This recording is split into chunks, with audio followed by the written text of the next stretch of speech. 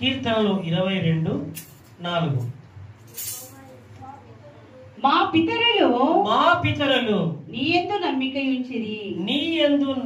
ఉంచిరి. వారు నీ యందు నమ్మకం ఉంచగా నీవు వారిని రక్షించితివి. హల్లెలూయా.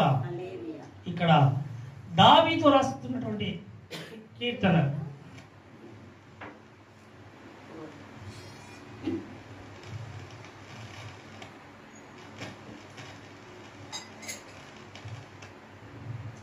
దావీదు రాస్తున్నటువంటి కీర్తన. దావీదు అంటున్నమాట, మా పితరులు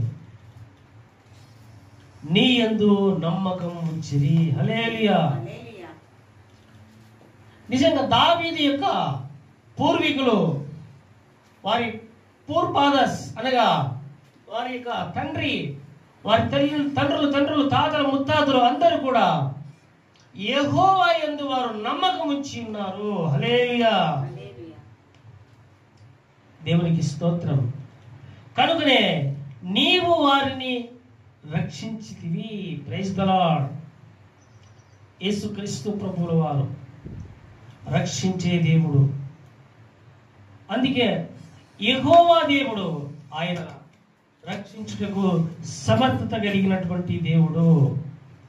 యెహోవా, నీవు మా పితరుల పట్ల చూపిన ప్రేమను బట్టి మేము కూడా అలాగ ఉండాలని, అలాగ ఉండుటకు మీరే కృప చూపించండి అని ఎవరు ఇక్కడ దావీదు అంటున్నటువంటి మాట.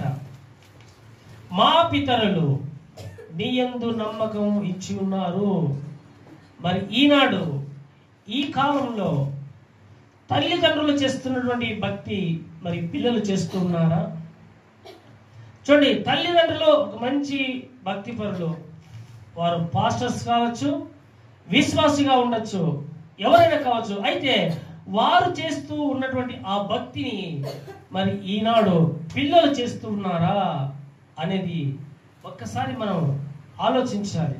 ఎందుకంటే దావీదు యొక్క వారి తల్లిదండ్రులు దేవుని యందు నమ్మకం ఉంచి దేవుని వెంబడించినారు కనుక దేవుడు వారిని రక్షించినాడు.